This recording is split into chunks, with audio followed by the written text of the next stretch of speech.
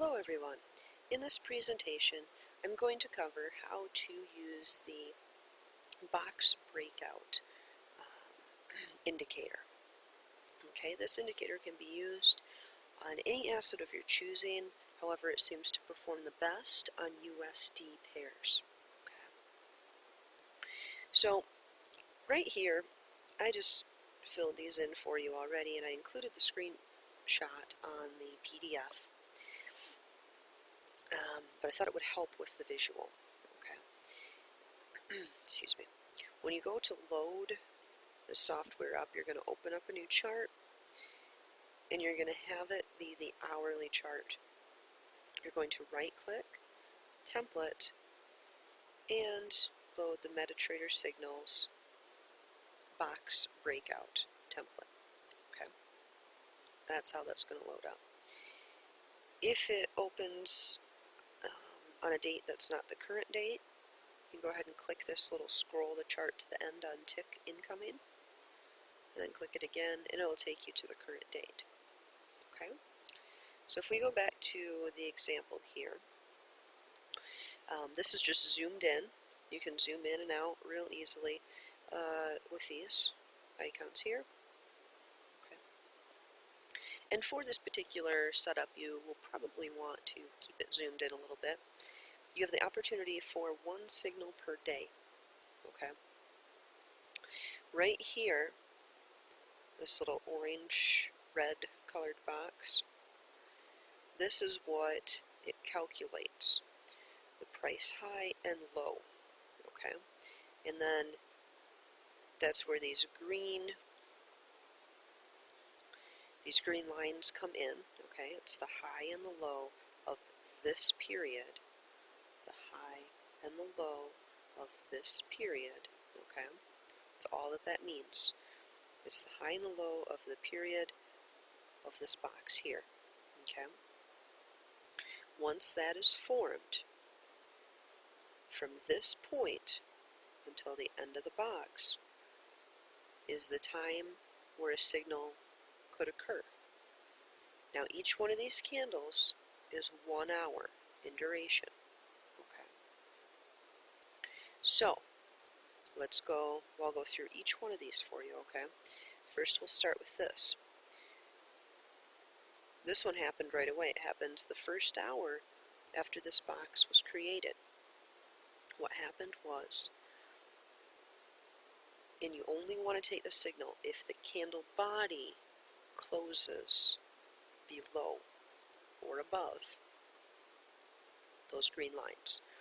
If the candle body does not, let's say just the wick does, this thin line, okay, if it's only the wick, then you avoid it and you wait until the actual body closes above or below.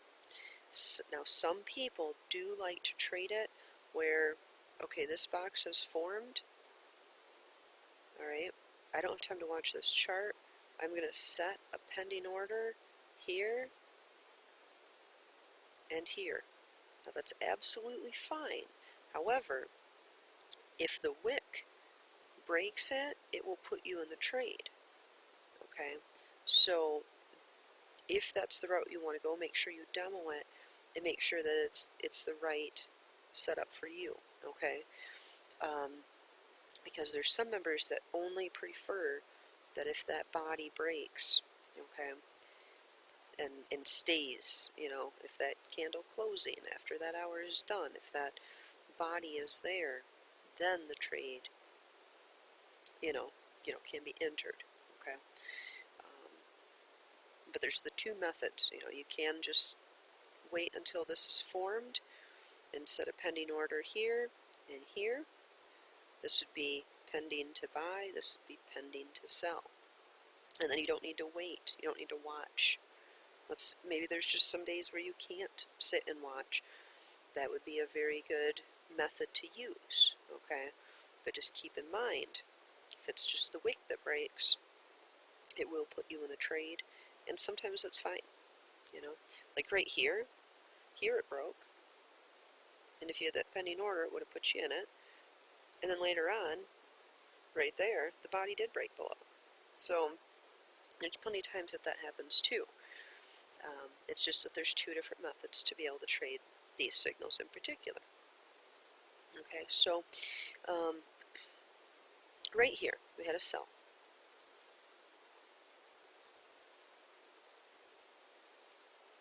Delete that. Okay,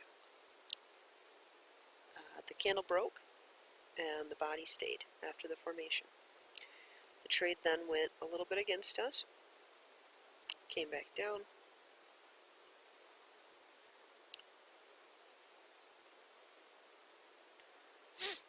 broke below, you're then in profit. Went back against you, broke below, you're then in profit. It's not that much on this one. However, we do recommend setting a 10 to 20 pip take profit. And we also recommend setting your stop loss at the green line there,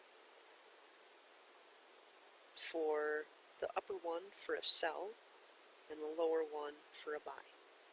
Okay, so unless if you're familiar with support and resistance, then you would set it at the support or resistance line. Okay.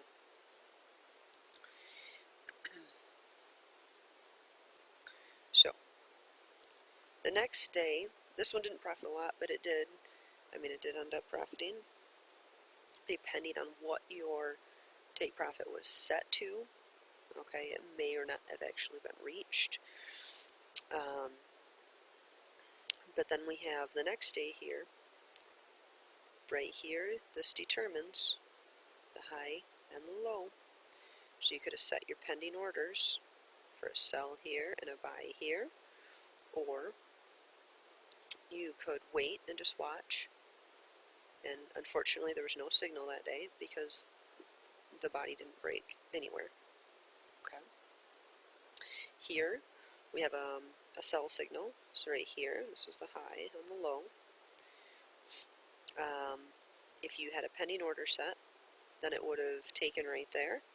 And with that spike, it may have hit, your take profit levels. Okay. If you waited for the actual candle body, so the visual here, this broke and the candle body stayed, you would have entered in there. It would have come down almost as far as this one did. Okay, went a little bit against you, and then it went even more heavily in your favor. Okay, here's the high and the low, and right here is where the candle body breaks up. Now, if you had a pending order, if you used the pending order method, then it would have entered you here, and you would have gained even more pips, obviously. But if you had the other method,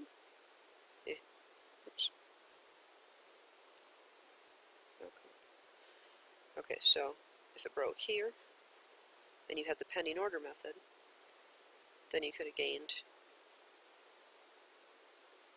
more than if you waited for this.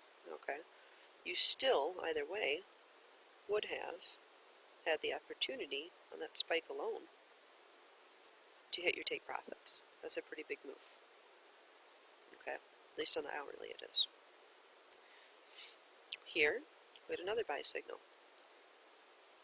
Same type of scenario. If you had your pending order set already, then this broke up, and you would have been entered right here. If you would have waited until the candle closed, then it would have gone a little bit against you on the next hour, but the hour after that would have gone in your favor and continued up. Okay, so if you did the pending order method, you could have gained some more. So that's roughly 6. Okay, so it's, that's over 50 pips. It's quite a few there that you would have missed out on, but it depends on the method that you're choosing to use. Okay. And then again, the two methods for stop loss are, for example here, the buy. Your stop loss could be here, okay, or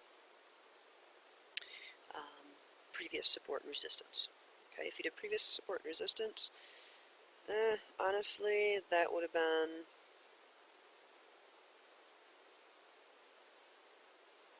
right around there, or here, depending on how tight of support resistance you want to use. Okay, how high, how low, things like that. Okay, so that's how you use the box breakout indicator. And I will talk to you guys later.